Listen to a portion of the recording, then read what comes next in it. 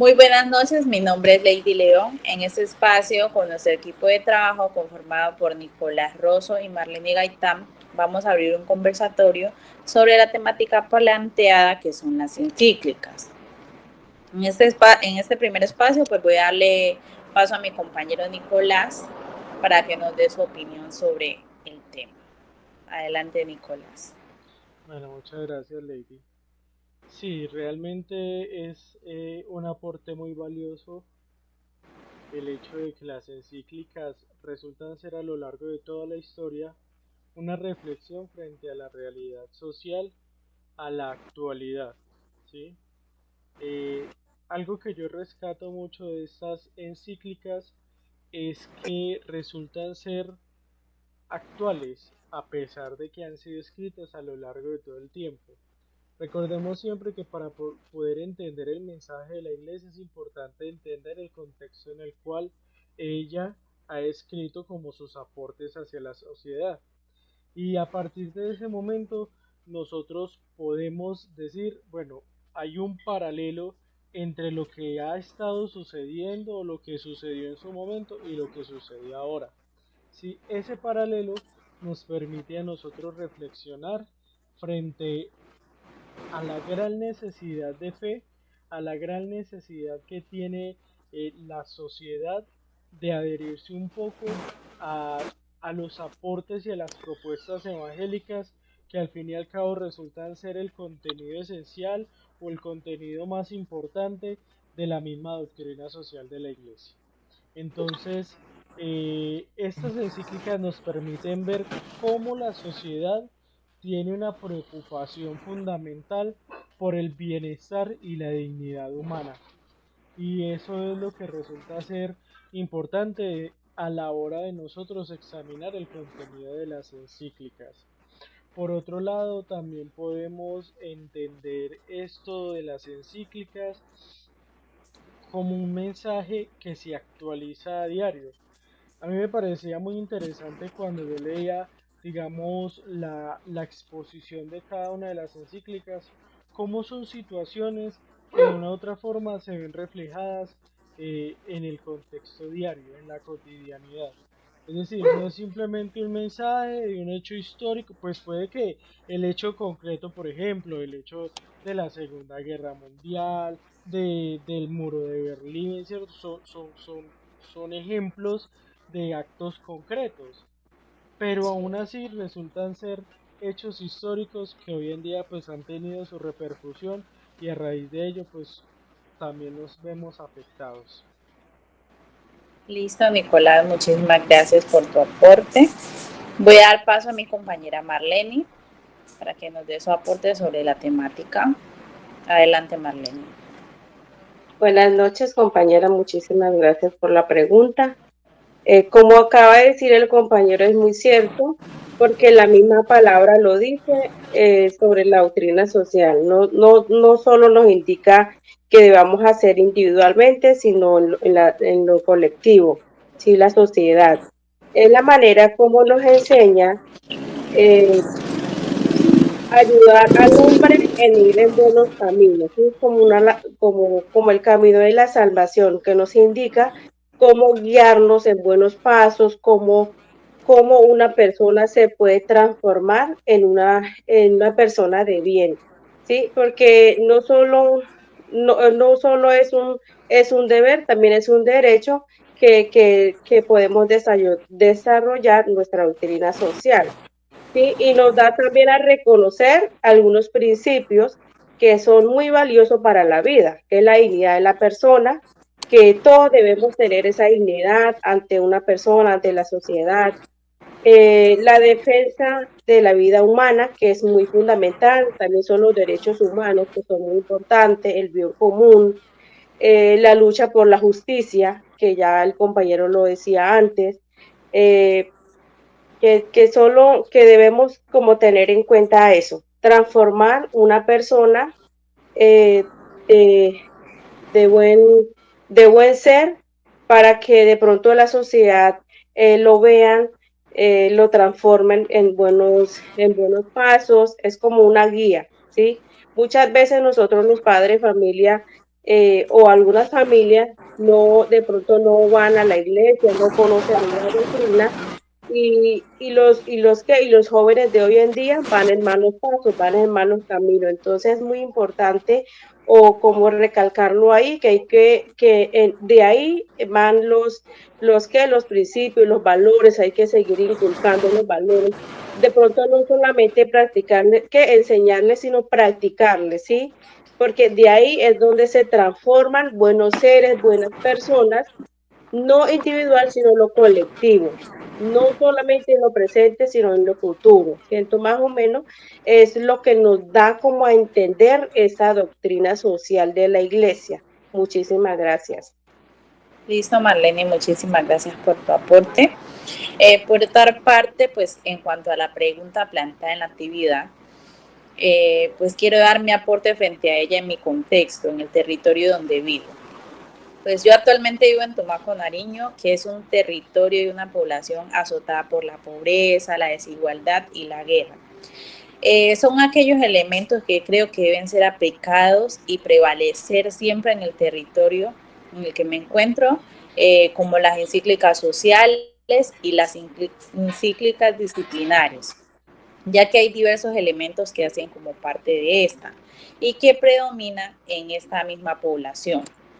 Pues acá la problemática que más impacta como tal es la pobreza, debido pues a esa falta de oportunidades, y que cuando las hay como una explotación o un abuso hacia las personas, pues en cuanto al trabajo. Y el Estado o aquellas autoridades no dan soluciones, no dan alternativas a estas problemáticas, la cual trae con ello pues la desigualdad y como que más guerra, porque muchos jóvenes toman caminos inadecuados, ¿ya? Entonces esto hace que haya más problemática social, que haya más guerras. Estamos como muy alejados de la justicia social. Entonces se deberían tomar como líneas de acción, como que el Estado principalmente vele por el bienestar social, y que de la mano de la iglesia se defiende el derecho a un trabajo, a un salario justo, a garantizar que se cumplan con los deberes religiosos, que son los que pues nos hacen realmente humanos, como decía la compañera Marlene, inculcar esa fe, ese camino por la iglesia, por los aprendizajes que vienen pues desde Dios, ¿no? Que se ha perdido como un poco en diferentes poblaciones, porque pues no es solo acá. En cuanto a las diversas guerras, vemos la falta de compromiso de parte de la iglesia por proponer y como que ayudar a garantizar la dignidad humana, la vida de la persona como prioridad, como fundamento, como algo en realidad pues sagrado. Eso se puede hacer realizando con urgencia, la redacción en cuanto a los derechos y deberes basados en la fe cristiana, incluirlos en la constitución del Estado, que estos valores de fe vayan ahí plasmados como tal. Porque pues como sabemos, la iglesia está llamada a proponer transformaciones en sociedad, proponer formas de reconstruir las relaciones personales, a la superación de las causas estructurales de los conflictos, ayudar a la reconciliación mediante el perdón y la resolución pacífica de conflictos domésticos, comunales o sociales. ¿Listo? Muchas gracias. Muy bien. Digamos que respecto a lo que está diciendo Lady, a mí también me llama mucho la atención, digamos, cuando los discursos se contradicen, ¿sí? No hay que negar que la base de todo humanismo cristiano es el Evangelio, ¿sí? Tanto así que nosotros podríamos pensar que, para nosotros tener un libro o un camino o una guía, moralmente hablando, pues basta con observar el Evangelio y allí estarían todas las enseñanzas que desde una conducta humana, que al fin y al cabo es como la labor del Jesucristo del Evangelio, Sí. nosotros podemos aplicar, ¿sí? Pensar en el pobre, pensar en la igualdad, pensar en la justicia, que es al fin y al cabo el tema en torno al cual nosotros estamos desarrollando este conversatorio, pues nos ayuda a interpretar un poco las mismas actitudes de Jesucristo. Nosotros podemos tomar dos caminos, ¿cierto? El camino del ejemplo de Jesús o el camino del ejemplo de los discípulos. Y hablo de los discípulos siendo discípulos, más allá que apóstoles, ¿sí? Y es cuando estos creyeron que habían logrado una actitud o un estatus de popularidad frente al pueblo. Entonces creían que a toda hora las personas los tenían que atender de la mejor manera, creían que a toda hora les tenían que dar bienvenidas en los pueblos, ¿sí? Y por eso incluso si nosotros vamos un poco más allá en el Evangelio se encuentra ese conflicto entre la actitud de muchos, miremos nomás el ejemplo de la actitud que tenía Pedro frente frente al momento en que Jesús anunciaba cómo iba a ser su muerte, cómo iba a ser su desenlace, ¿sí? Esa palabra de apártate de mí, Satanás, o sea, que a uno el propio maestro lo trate a uno de Satanás, es decir, como hombre, rayado en todo. Entonces, ¿cuál es nuestra postura, digamos, como simplemente personas de fe? No lo llamemos ni como cristianos, no establezcamos una religión, ¿cierto? Lo veía, digamos, en la encíclica, miren, una muy actual, ¿sí? La de Benedicto XVI, Caritas in Veritatis, ¿sí? En donde se habla simplemente de la verdad que tiene que estar respaldada desde la caridad, ¿sí? Y el concepto de caridad no se trata simplemente como esa falsa caridad que muchos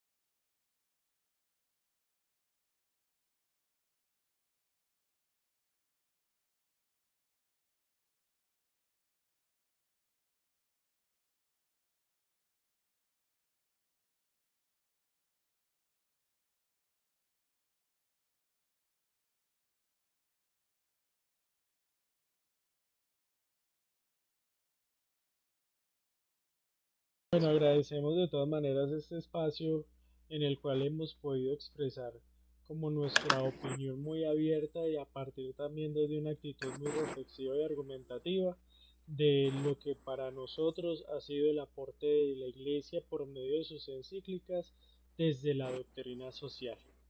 Entonces, muchas gracias y hasta luego. Listo, muchas gracias, hasta luego. Gracias, hasta luego.